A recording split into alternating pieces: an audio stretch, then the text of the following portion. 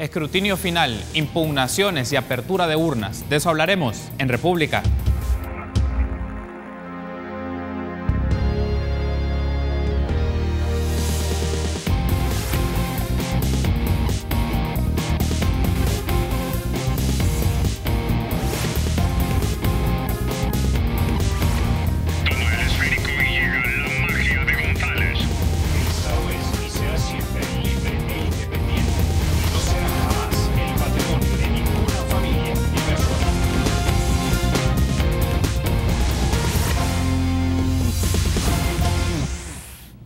Jueves 15 de marzo del año 2018, qué gusto que nos acompañe en República. Les saluda Carlos Monterrosa y vamos a hablar un poco sobre el escrutinio final, cómo se está desarrollando, las impugnaciones, las aperturas de urnas y demás posicionamientos de los partidos políticos hacia el trabajo del Tribunal Supremo Electoral. Es un gusto para mí saludar a Miguel Ángel Cardosa, magistrado propietario del organismo colegiado. Bienvenido, magistrado, qué gusto que nos acompañe en República. Carlos, buenos días, muy amable por la invitación. Gracias por estar con nosotros esta mañana, magistrado, y me gustaría que iniciemos un poco con esto, para efectos generales y conocimiento de la audiencia, ¿cuáles han sido los errores o las inconsistencias más marcadas que han identificado en las actas? Primero un poco a nivel legislativo. Bueno, a nivel legislativo el problema es el voto cruzado. Nuevamente las mesas tuvieron algún problema en cuanto a consignar el voto cruzado. A veces nos encontramos con el folio A, que aparece cierto número. Fuera de San Salvador es muy poco el voto cruzado, aparecen 6, 7 votos cruzados, pero cuando vamos a las folios A numeral, que es donde había que consignar el voto, no aparece consignado. Y nos vamos a las marcas de preferencia, sí aparecen consignadas las marcas de preferencia. En algunos casos no les cuadra, no pudieron hacer bien la suma. Esos son como los casos menos complicados en diputados, donde uno puede perfectamente ver a dónde está el error. Eso es el ejercicio que se ha estado haciendo en las mesas en estos días. Desde luego indica que otra vez más ya logramos superar muchos de los problemas del 2015 en el 2018, pero nuevamente la complicación de la elección de diputados que tenemos nosotros también produce esos efectos en el trabajo de la mesa, a pesar de que mejoramos también en capacitación, tuvimos mucho más tiempo para capacitar, hemos podido desarrollar incluso talleres prácticos con la gente llenado de acta, pero nuevamente nos encontramos que en su momento habrá que hacer un análisis, a dónde está, si está focalizado, si está regionalizado, para dónde nosotros ir a enfocar nuestros esfuerzos de capacitación. ¿Ya tienen una estimación, o bueno, tienen, me imagino, los números de cuántas son estas actas a nivel legislativo con inconsistencias? Porque la Procuraduría para la Defensa de los Derechos Humanos lleva en su observatorio una cantidad, hablaban poco más de 1.100 actas en esto a nivel, si son esa cantidad a nivel legislativo, ¿se combinan con las municipales? Habría que hacer un análisis posterior, porque también en los primeros días del escrutinio final tuvimos algunos incidentes con los partidos políticos por el cambio de reglas que se estableció. El tribunal decidió, como la ley se lo permite, que el escrutinio final se hace como el tribunal estima conveniente, y en esta ocasión estimó conveniente tener control del escrutinio final como Tribunal Supremo Electoral, y eso significaba restarle un poco del poder que tradicionalmente los partidos tenían en el desarrollo del escrutinio final. Usted recordará en el 2015 las acusaciones, que ahí se estaban cuadrando votos, que ahí se estaban sumando, que no quisimos caer en ese problema, sino que dijimos vamos a controlar. Eso generó fricción en los primeros días, y entonces tuvimos que ante la decisión del tribunal que cuando hubiera algún problema con las actas se subieran al organismo colegiado, ahí subió de todo. Hubo una especie de rechazo de los partidos y subió un montón de actas que no podemos decir que todas son las inconsistentes. Habrá después que hacer un análisis concreto para verificar cuáles de todas las que subieron al organismo colegiado realmente tenían inconsistencias y cuáles perfectamente la mesa pudo haber desarrollado su trabajo. Ahora, en el caso a nivel municipal, magistrado, ¿cuáles han sido las inconsistencias más marcadas? Sé que van a tener luego un dato final del total de actas con inconsistencias, pero se está hablando de una cantidad entre 800, 1000, un poco más de 1000, más o menos. Ya estamos solo haciendo una estimación. Pero en las actas a nivel municipal, ¿cuáles han sido las inconsistencias más marcadas? Mire, generalmente yo diría, arriesgándome un poco en el análisis a priori del fenómeno, el cansancio de la gente al final. Ya la gente viene de desarrollar el escrutinio de diputados, ya se agotó con el acta de diputados, y cuando hay de consejos municipales son cosas las que ahí no hay mayores problemas. Se les olvidó firmar, por ejemplo, no firmaron, y eso puede generar alguna duda si estuvieron presentes, no estuvieron presentes, sobre todo cuando esas actas han sido incidentes, terminamos teniendo una discusión en el organismo colegiado, sube hasta el organismo colegiado actas como esas, o hicieron mal la suma, pero es raro. Realmente en consejos municipales son muy pocas las que han tenido problemas. Casi las que nos han mandado son porque al final se dan cuenta los partidos y ahí ejercen su presión de que algunas actas van a ser verdaderamente incidentes en el resultado. Entonces la tensión se genera alrededor de algunas actas y algunas veces se discute solamente por discutirlas, pero la verdad que muchas de ellas son válidas, se pueden validar sin mayor problema.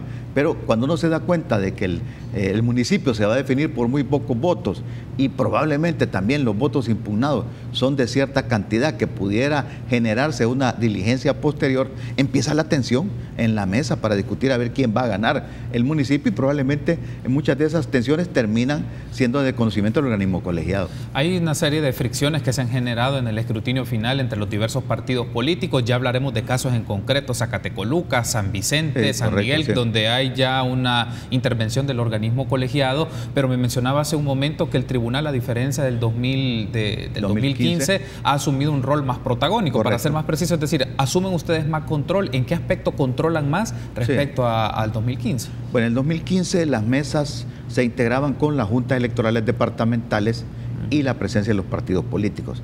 Usted recuerda que en el 2015 las propuestas de los miembros de los organismos electorales temporales eran partidarios. Sí. Entonces había una presencia partidaria en la mesa y la mesa caminaba al ritmo que los partidos le ponían. Claro, ellos tienen mucha experiencia en eso, lo han venido haciendo por 20, 25 años, ya tenían experiencia y uno sabe, cuando los partidos están en confrontación, esa mesa no camina. Entonces el ritmo de la mesa le daban los partidos políticos. En esta ocasión pusimos personal del tribunal, nuestro personal, al estilo del recuento de votos, donde nosotros controlábamos y los partidos solamente ejercían su rol de vigilante. Sin embargo, la participación de ellos sigue siendo fundamental, yo no tengo la menor duda, porque ellos son los que conocen, son los que discuten. En un primer momento hubo fricción con nuestro personal. Sí. Nuestro personal se la tomó muy en serio, de que ellos son los que mandaban, entonces los partidos sintieron, como incluso en algunos casos, recuerdo alguna frase, hasta vilipendiados por nuestro personal, lo cual pues se fue corrigiendo poco a poco en la medida en que fuimos hablando con nuestra gente. O sea, no es quién manda en la mesa, es cómo resolvemos los problemas de la mesa. Creo que eso generó algunas fricciones, sin embargo, es efectivamente el tribunal tiene a través de su personal el control de la continuidad del trabajo en las mesas. Ahora hablemos un poco de casos ya más específicos. Magistrado, Zacatecoluca es uno. Este ha generado tensión porque el margen entre el Partido Arena y el FMLN es mínimo, la diferencia entre votos y la cantidad de votos impugnados sobrepasa esa diferencia, entonces obliga a esto. Pero me gustaría que nos comente un poco sobre el caso de Zacatecoluca en particular, porque algunos de los alegatos que hay es que hay actas que están mal llenadas. Se observa esto, por ejemplo, una de las observaciones que identificaba, porque lo pude ver en la página del escrutinio preliminar, porque se pueden ver las actas. Uno de los aspectos que salían en alguna JRB de las actas eran que habían más papeletas sobrantes, 200 papeletas sobrantes, aparece en observación, o se llenaba mal la cantidad de cuántas papeletas eran las sobrantes respecto a la cantidad de votos emitidos. En el caso Zacatecoluca, ¿cuáles han sido estas inconsistencias y lo que ha significado? Bueno, en el caso Zacatecoluca, lo que llega a conocimiento del organismo colegiado es un acta. O sea, al final la mesa logra establecer a dónde está la verdad electoral, a dónde está la voluntad del votante, logra establecerla. Cuando uno revisa las actas se da cuenta, aquí sumaron mal, aquí pusieron mal esto. Uno puede verificar y desde luego respetando los votos válidos. En ese sentido, casi todas las actas se resolvieron en el caso de Zacatecoluca. Las que no se pudieron resolver, que fue una específica porque solamente aparecían una firma de todas, esa fue la que generó la fricción y resultó que al quedar por última era la que determinaba quién ganaba el municipio y en ambos casos, ya sea quién hubiera ganado o no, siempre iba a ser necesaria la apertura de urnas para verificar los impugnados porque efectivamente ya había una diferencia tal que era superior el número de impugnados. Entonces el tribunal, una decisión dividida, acepta el acta, la valida, tratando de rescatar la voluntad del votante, la valida, además llegaron por ahí los miembros de la mesa y se pudo conversar con ellos, se valida el acta, se termina el resultado y como ya sabíamos, habrá que ir a las urnas que se abren. Hoy esa diligencia sí ya está programada para las 11 de la mañana. Este día se va a hacer a las 11 de la mañana. Me han comentado que es una decisión dividida. ¿Quiénes votaron a favor y quiénes en contra? Dividida la validación del acta. Sobre este caso. Con división de 4-1, una votación de 4-1. Y la otra, porque es de cumplimiento de ley, de ir a abrir los paquetes para verificar impugnados, esa es una decisión unánime. Ok. Entonces, de 4-1, ¿quién fue la persona que no acompañó? En este caso fue el magistrado Arguello Telles que no acompañó. Ok, perfecto. Me llamaba un poco la atención este caso también de Zacatecoluca, porque el actual alcalde Iresi mencionó de manera bastante contundente, ¿no? Bastante fuerte, de que estaban defendiendo el voto, de que hasta moviendo a gente del partido FMLN, fuera de CIFCO, para efectos de esto, y hay ciertos elementos que se da, pero creo que es importante tenerlos si a criterio del organismo colegiado se ha valorado esto a la luz de que en la mañana se va a ver y se van a identificar el caso de los impugnados, porque eso va a marcar la diferencia y va a establecer un ganador a nivel definitivo. Pero el caso de Zacatecoluca en particular, municipio, hay variables externas, porque una de las preocupaciones, y hago solo esta pregunta para efectos si ha sido considerado por el organismo colegiado, magistrado, es, ¿se dieron efectos o situaciones externas que pudieron marcar el tema de fallos en el llenado de algunas actas, o que se puede dar un tema particular en el tema de las impugnaciones? O sea, lo voy a decir de manera muy concreta. ¿Pudo haber influencia, por ejemplo, de agentes externos, pandillas, por ejemplo? No, yo personalmente no tengo información, yo no la tengo, no sé si eso pudo haber ocurrido, sin embargo, la mesa trabajó, llegó a concretar su trabajo y solamente nos quedó en un acta. Sí. En el acta que subió el organismo colegiado no puedo establecer ese señalamiento que usted me hace. Eso, pues desde luego, en los centros de votación estuvieron presentes representantes de todos los partidos políticos, estuvo presente observadores nacionales e internacionales, estuvieron presentes la Fiscalía General de la República, la Procuraduría para la Defensa de los Derechos Humanos y en algunos casos hasta la Procuraduría General de la República. O sea, acontecimientos como esos en el nivel de candado que tiene nuestro sistema electoral es bastante difícil establecerlo, pero si pudo haber ocurrido, es hasta un aspecto delictual, hasta la Fiscalía pudo haber investigado. Por el momento yo no tengo elementos como para decirle que pudo haber ocurrido eso. Sin embargo, sí es importante, a propósito de algunas expresiones de algunos partidos políticos, es importante decir que el sistema electoral salvadoreño tiene que ir madurando y los partidos políticos y su liderazgo deben de entender que los procesos legales tienen que ocurrir. O sea, no puede de la noche a la mañana decidirse un caso. Si el proceso legal, tienen que correr los trámites legales y el juez electoral está en la obligación de realizar los trámites electorales.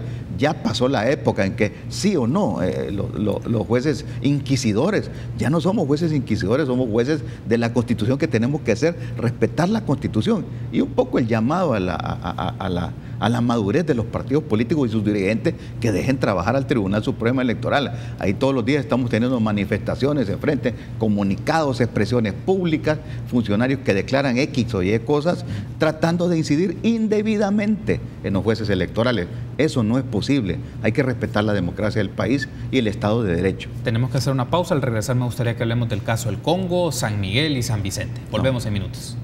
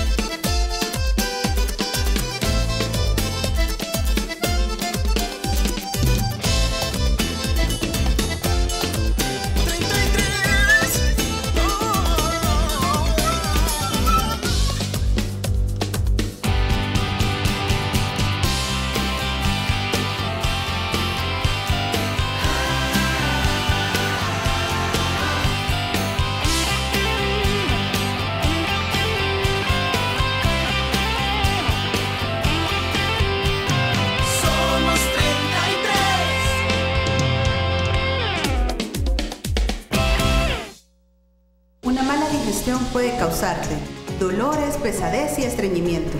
Kit digestivo. Contiene 3 productos naturales. Digestol, que previene y alivia los gases. Yo receto a mis pacientes Coliticil, que alivia la inflamación del colon. En caso de estreñimiento, yo confío en Celnax, que facilita la evacuación. Nosotros confiamos y te recomendamos Kit digestivo. Productos 100% naturales. Laboratorios Suizos, innovando con excelencia.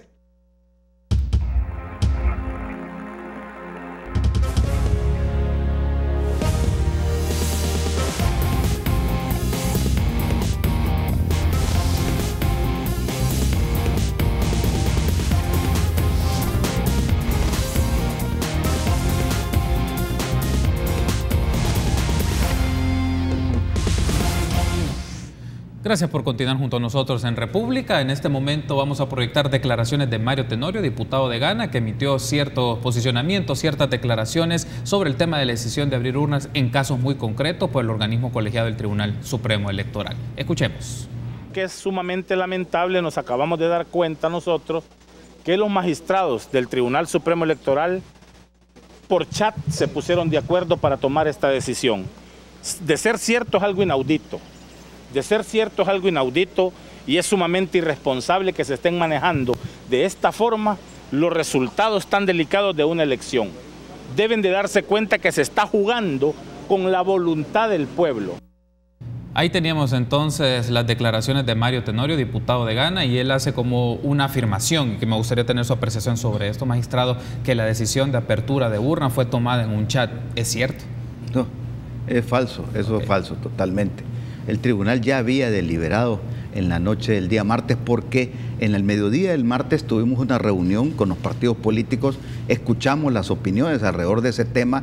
Ahí el partido Gana se inclinó a favor de que abriéramos las urnas. Igual posición tuvo la gente del PCN, que es lo que al final están discutiendo. Ahí hay una fricción entre PCN y Gana por ganar el último diputado. Tanto lo está peleando la coalición Arena-PCN como Gana. Se está discutiendo el último residuo que define el último diputado, y aparentemente también está por ahí el pleito de quién es la tercera fuerza. Yo entiendo esas tensiones de los partidos políticos, pero el partido Gana le pediría que se pongan de acuerdo, porque allá adentro del escrutinio, el personal que está se inclina a favor de que abramos las urnas.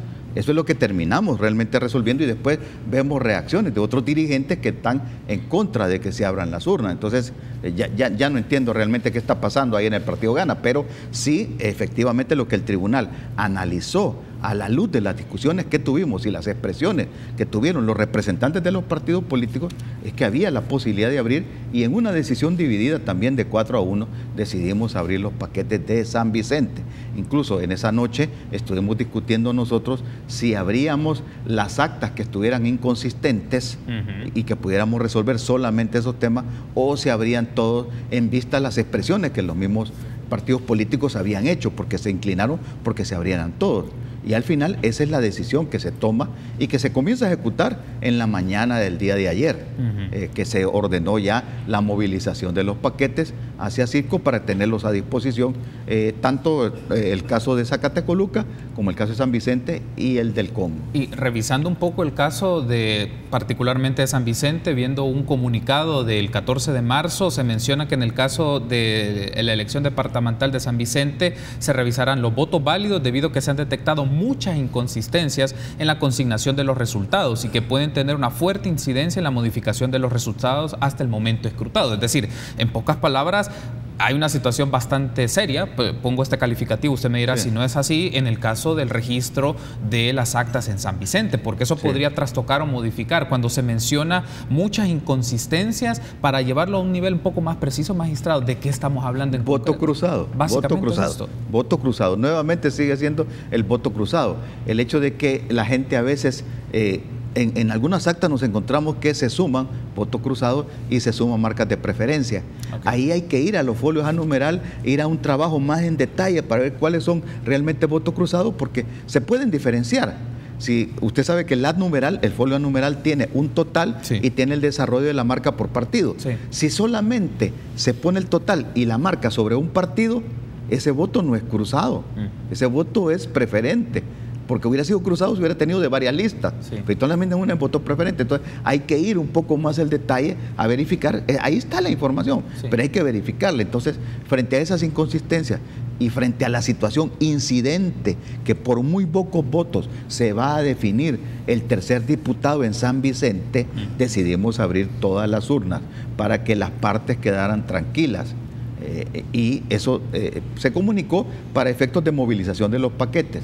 Ciertamente, al decir que votos válidos implica que vamos a revisar todo también, porque hay que ver cómo está el acta realmente. Estamos preparando la logística. Esperamos que el día de mañana viernes podamos comenzar con San Vicente, porque si es una logística más complicada, estamos hablando de 260 paquetes, si mal no recuerdo, de San Vicente, que hay que ir para establecer bien quién va a ganar ese diputado y que las partes queden satisfechas, que ha sido la voluntad del votante la que al final determina realmente. Y vamos a la búsqueda, tras la búsqueda de la verdad electoral, qué realmente ocurrió ahí, para satisfacción de todas las partes. También tenemos declaraciones de Guillermo Gallegos, presidente de la Asamblea Legislativa del Partido GAN, y de Mauricio Interiano, presidente del COENA, sobre este tema de la apertura de urnas. Escuchemos.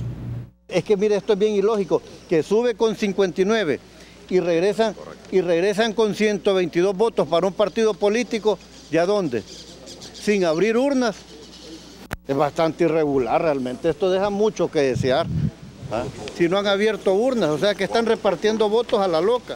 Si es que nosotros queremos hacer esta denuncia y nos parece que el Tribunal Supremo Electoral se está tomando decisiones o se está atribuyendo decisiones que no están en la ley. Seguimos con serias dudas en algunos de los municipios y departamentos. Una vez más, hacemos el llamado a los magistrados que hagan lo correcto, que demuestren que van a actuar con transparencia y que van a permitir que la voluntad del pueblo salvadoreño se valide y se verifique en este proceso. Lo único que estamos pidiendo, porque estamos viendo una resolución que todavía no la han, que aparentemente se tomó ayer, donde en el municipio de Zacatecoluca, en el municipio del Congo y en el departamento de San Vicente se están tomando decisiones diferentes. Se han pedido las urnas, pero en una solo van a revisar ciertos votos, en otras solo van a revisar todos. Lo que pedimos es que haya transparencia total. Bueno, en función de esas declaraciones me gustaría tener su reacción, magistrado, porque en el caso del diputado Gallegos menciona que hay aumento de votos de los partidos sin abrir las urnas, hay unas modificaciones en las actas, hay votos más, votos menos, y en el caso de Mauricio Interiano hay serias dudas sobre el proceso, siempre, y el llamado particularmente a abrir todas las urnas. Es decir, aparece un caso en particular de un departamento, de un municipio, pero los dirigentes de los partidos dicen abramos las urnas de todo el país, de toda la JRB. Entonces también me gustaría tener su reacción en función de estos comentarios. Es evidente que las declaraciones de los dirigentes fue sin mayor conocimiento de información, no tenía mayor información, porque el momento después que nosotros notificamos queda clara la intención del Tribunal Supremo Electoral. En el caso del diputado Gallegos, su preocupación va a quedar superada porque vamos a abrir todas las urnas. Ya eso que él denuncia ya no tiene ninguna razón, porque vamos a abrir las urnas y ahí vamos a saber realmente qué es lo que dijo el elector, y ahí quedará tranquilo. Si la duda era que si le estaban sumando o bajando votos, eso ya no va a ocurrir porque vamos a las urnas y vamos a definir. Ahora, en el caso de Arena, desde luego, se están refiriendo a un municipio que pueden perder, que es Zacatecoluca. Yo creo que esa es la preocupación que está señalando, que por qué en este caso nos vamos por el artículo 215 y por qué en los otros casos vamos a descubrir la verdad. Efectivamente es así, porque en el artículo correspondiente, en el caso del municipio de Zacatecoluca, es el artículo 215 el que vamos a aplicar. En el otro son reglas que es bueno que la población lo entienda. El voto cruzado, el voto fraccionado, las marcas de preferencia son reglas nuevas que el legislador no ha terminado de desarrollar. Ahí hay una deuda del legislador, porque en el caso de la apertura de paquetes con el 215 de la regla de los votos impugnados, esa está entendida y aplicada para votos por bandera, para votos enteros, no para votos fraccionados. Esa parte no está regulada. Le está tocando al Tribunal Supremo Electoral, por vía de jurisprudencia, estar regulando estas cosas que no están pensadas por el legislador. Hay un ejercicio del legislador que está pendiente. Debe de revisar las nuevas reglas. Hay que revisar el Código Electoral y aplicar las nuevas reglas. Eso está pendiente y es importante que se haga. Perfecto, tenemos que hacer una pausa, pero al regresar me gustaría que hablemos del caso San Miguel. Volvemos en minutos.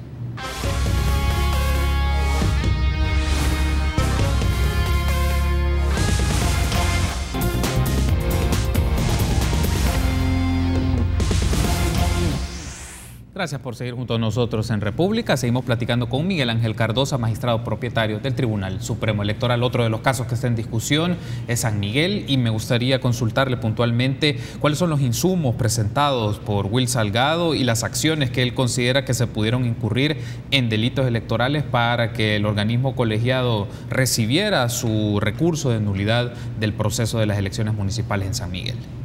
Este es un caso distinto, que tiene otro tratamiento distinto. O sea, cada caso tiene sus propias características. Este es un recurso de nulidad de elección que se presenta precisamente en tiempo y eso obliga a que el tribunal le dé trámite correspondiente. Ahí hay un trámite de ofrecimiento de prueba que el tribunal analizó y pues el tema es que aquí estamos hablando de un reclamo de fraude, de fraude electoral el día de las elecciones y el fraude, si bien es cierto, está como una causal en el Código Electoral, el Tribunal Supremo a través de su jurisprudencia ha venido desarrollando que un fraude es una serie de acontecimientos que generan irregularidades que pudieran afectar el resultado de una votación. Entonces, eso es lo que habrá que verificar si efectivamente se puede probar o no. En la prueba ofrecida, que a partir de mañana se va a comenzar a recibir, hay diligencia de testigos, diligencia de revisar prueba documental, no solo documentos escritos, sino que también un CD que ha presentado. Hemos pedido colaboración de la Policía Técnica Científica para ver la veracidad de esos documentos, además de las partes que participan en este proceso, que es quien ha presentado el recurso de nulidad. Están los otros contendientes en el municipio de San Miguel, participarán en la diligencia y además la Fiscalía Electoral. La Fiscalía Electoral por su parte ha pedido prueba también, que hemos tenido que resolver, hemos tenido que aceptar porque es una petición de la Fiscalía Electoral para encontrar la verdad, qué fue lo que ocurrió. Aquí hay dos temas que pueden estarse jugando. Una es la parte electoral propiamente dicha, que es lo que el Tribunal Supremo Electoral resolverá después de recibir las pruebas, analizarlas y estudiarlas. Y lo otro es que si hay posible comisión de delitos, que esto ya le corresponde a la Fiscalía. Y entendería yo que parte de la prueba que se está planteando en este proceso puramente electoral pudiera generar también un proceso penal.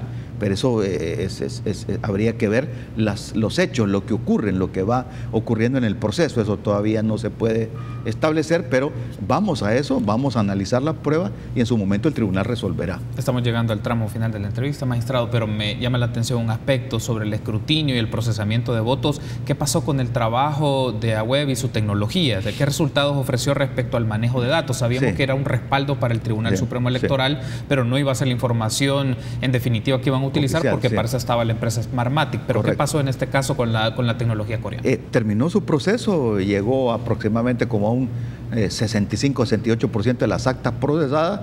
Tenemos ya un software, tenemos las actas fueron transmitidas, los software que tenían los escáneres funcionaron bien, las imágenes vinieron bien y se pudo desarrollar el software de totalización que se llama Sistema de Información Electoral, el CIE.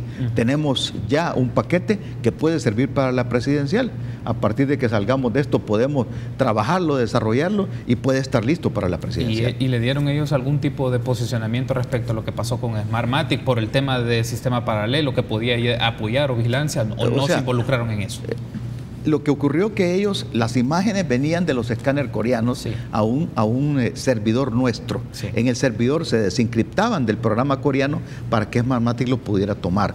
Y eso funcionó bastante bien. Smartmatic hizo su trabajo, el error se corrigió y ahora en el escrutinio final nos estamos dando cuenta que efectivamente esa era la información oficial, porque se está confirmando lo que estamos viendo en el escrutinio final. Entonces, eso nos da la tranquilidad que si el error se corrigió bien. Por ese lado nos quedamos satisfechos. Y que el software coreano funcionó, trabajó y que nos permite tener ya el elemento como era la planificación, que era el respaldo, pero para probarlo para la presidencial. Entonces, creo que vamos a tener suficiente tiempo para trabajarlo, desarrollarlo y para que poder tener a disposición ese software para la presidencial. Uno de los aspectos que ha sido muy discutido, magistrado, a la luz de lo que pasó con Smartmatic, sus declaraciones y demás, pero es un tema de auditoría tecnológica. Luego de esto, ¿ha considerado el organismo colegiado hacer un proceso de auditoría tecnológica del proceso para saber qué pasó, que quede consignado por escrito y para efectos también de las personas que especializadas en esto puedan dar sus puntos de vista a la luz de lo ocurrido. Tenemos los informes correspondientes que se pueden analizar, estudiar. La Procuraduría para la Defensa de los Derechos Humanos nos pidió también que iba a hacer una auditoría, la están desarrollando. Nosotros mismos vamos a hacer nuestro propio trabajo para ver qué fue al final lo que ocurrió.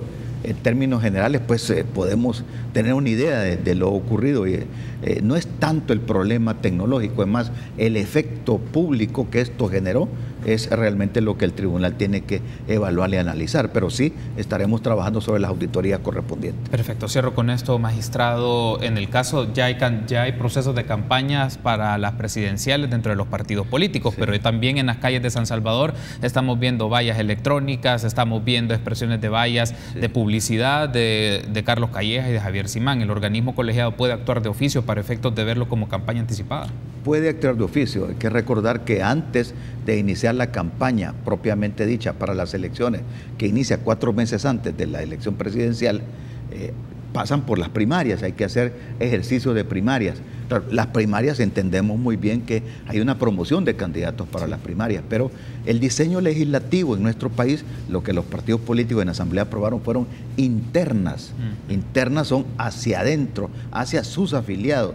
El tribunal ha entendido que las campañas de promoción de los precandidatos deberían ser hacia adentro, hacia sus afiliados, porque son los que primero van a decidir. Cualquier otro acontecimiento pudiera estarse poniendo en posición de una campaña anticipada, y eso sí pudiera generar alguna actividad del Tribunal Supremo Electoral. De momento no es parte del organismo colegiado, o sea, el tema no entra de discusión, o están saliendo con esto del escrutinio. Estamos totalmente enfrascados en el escrutinio final y en terminar esta actividad, que estamos pronto, estamos con el 99.15% de las actas de consejos municipales y con prácticamente el 93% de las actas de alcaldía, de diputados, lo cual indica que ya estamos en el sprint final. Solamente nos está quedando estos casos específicos que habrá que revisar. Perfecto, magistrado, gracias por haberme acompañado en este segmento de entrevista. A la orden, Carlos, buenos días. Gracias, permítanos una pausa, regresamos en minutos.